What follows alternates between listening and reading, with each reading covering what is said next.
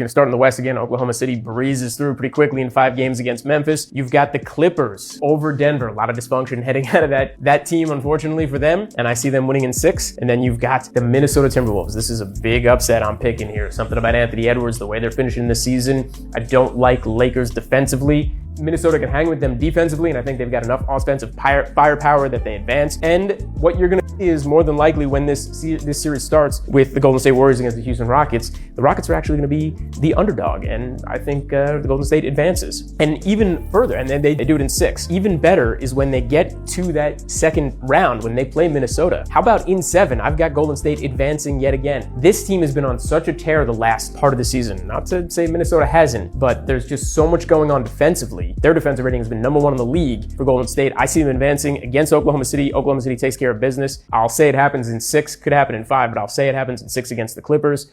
So you've got Oklahoma City and the Golden State Warriors in the conference finals, and I see Oklahoma City advancing into the finals. And let's just, before we get there and obviously talk about it, and you can see what's on the graphic there at the end, but let's just head over to the East. Cleveland in 5, breezing past the Magic at that point. The Pacers in 6. Can't really fear the deer, without some of their big players, and Chris Middleton not exactly who he was. And I'm singling him out personally. Well, he's gone. Deuces. You're right. But you have Damian Lillard. Excuse me. Who has an injury as well with the DVT. And so we don't know when Damian Lillard will get back, but wishing him a speedy recovery.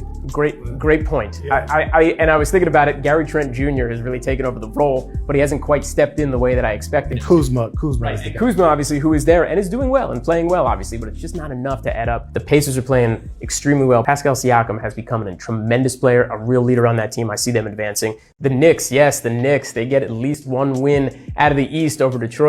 Done in 6. The Celtics clean sweep over the Atlanta Hawks, and then the Celtics in 5 over the Knicks. I'm a Knicks fan, sorry Knicks fans, but more than likely that's ultimately what's going to happen. And then you got Cleveland in 6 over those Pacers, those pesky Pacers. Celtics over the Cavaliers. I'm picking that, and we'll see what you do, Dr. X, and I'm curious to hear what you think about all this when I'm done. But the Celtics in 6, and then bring it into the finals. The Celtics, OKC, probably who everyone expected from the get-go in the beginning of the season. I'm still picking that here, and I say the Celtics get it done in 7 this time around as well. Nice.